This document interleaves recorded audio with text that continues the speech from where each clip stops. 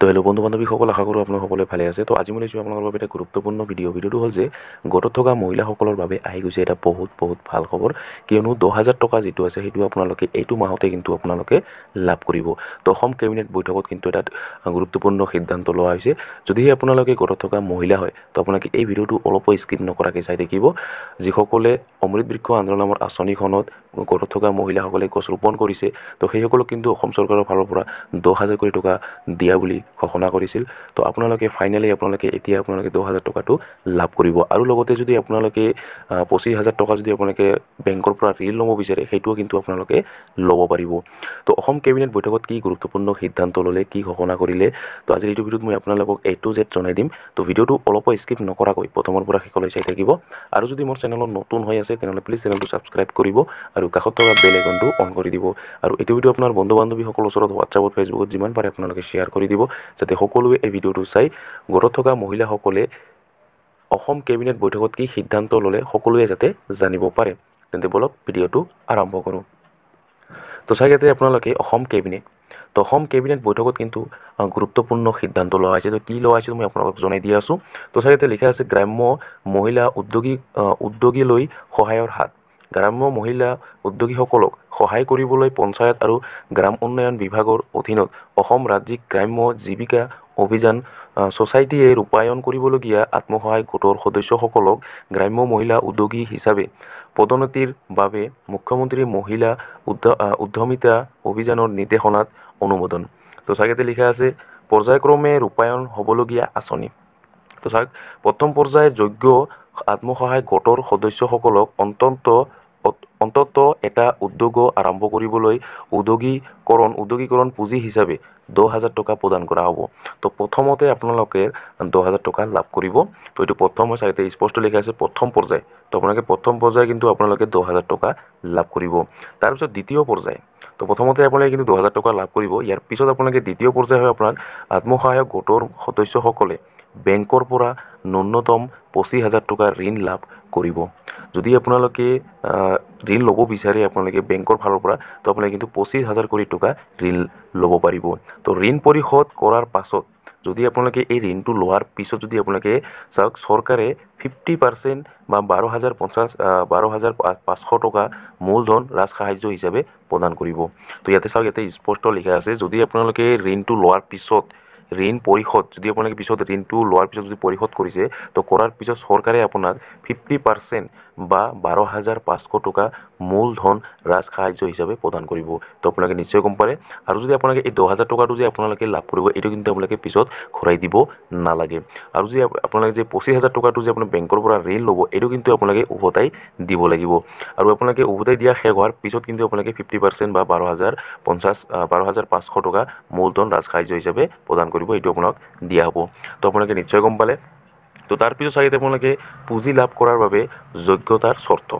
আপোনালোকে যে পুঁজিটো আপোনালোকে এই ধনটো যে লাভ কৰিব, ইয়াৰ কিছুমান চৰ্ত আছে আৰু যোগ্যতা হ'ব লাগিব, তেতিয়াহে আপোনালোকে এই ঋণটো বা আপোনালোকে এই পইচাটো ল'ব পাৰিব। তো চাগে প্ৰথমতে আপোনালোকে বৈধ আৰু সক্ৰিয় আধাৰৰ সৈতে লিংক থকা ছেভিংছ বেংক একাউণ্ট থকা মহিলা। তো আপোনালোকে নিশ্চয় গম পালে। আপোনালোকৰ যদি আধাৰ কাৰ্ডৰ আপোনাৰ বেংক পাছবুকৰ লগত যদি এতিয়ালৈকে আপোনালোকে আধাৰ কাৰ্ডখন লিংক কৰা নাই, তো আপোনালোকে সোনকালে লিংক কৰি ল'ব। চাগে স্পষ্ট লিখা আছে বৈধ আৰু সক্ৰিয় আধাৰৰ সৈতে লিংক থকা ছেভিংছ বেংক একাউণ্ট থকা মহিলাসকলেহে লাভ কৰিব। 2 নম্বৰটো হ'ল আপোনাৰ আত্মসহায়ক গোট, ফেডাৰেশ্যন বেংক আদিৰ ডিফল্টাৰ নোহোৱা মহিলা। তো আপোনালোকে নিশ্চয় গম পালে। তো 3 নম্বৰ হ'ল নিম্নতম নিজৰ এটা উপাৰ্জন সৃষ্টিকাৰী কাৰ্যকলাপত জড়িত মহিলা। তো আপোনালোকে নিশ্চয় গম পালে। নিম্নতম নিজৰ এটা উপাৰ্জন, আপোনালোকে যে উপাৰ্জন কিবা এটা আপোনাক চাওক উপাৰ্জন সৃষ্টিকাৰী কাৰ্যকলাপত জড়িত মহিলা। তো সেই মহিলাহে আপোনালোকে এই ঋণটো বা এই পইচাটো লাভ কৰিব।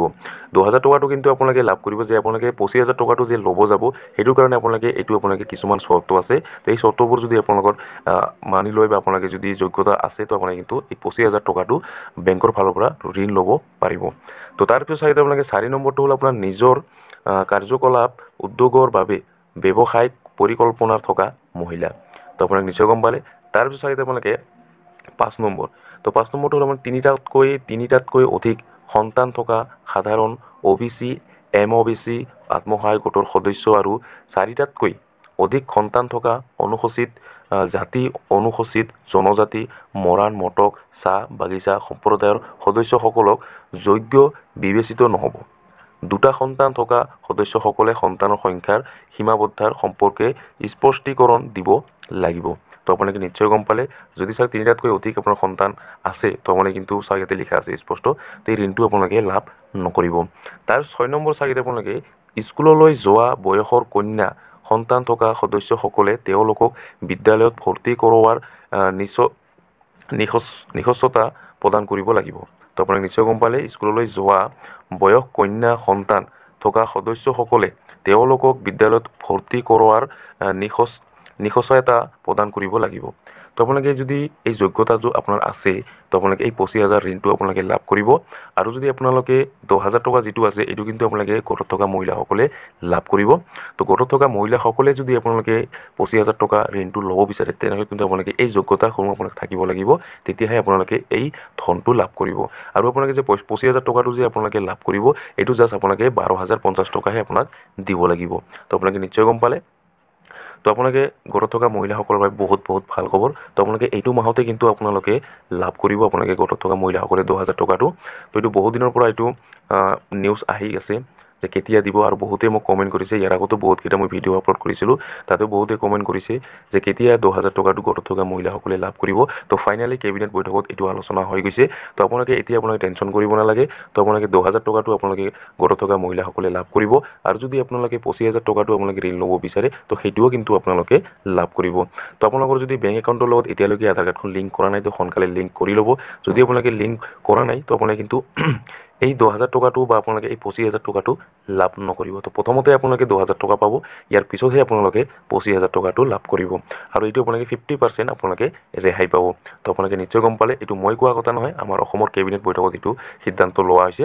তো আপোনালোকে কোনো টেনশ্যন কৰিব নালাগে। আৰু ইয়াতে আৰু এখন আপোনাৰ ঘৰত আপোনাৰ এটা ফৰ্ম আপোনালোকৰ লৈ যাব অফিচৰ মানুহ। তো তাতে আপোনালোকে কিছুমান চৰ্ত দিয়া থাকিব, তো সেইটো আপোনালোকে পূৰণ কৰিব লাগিব।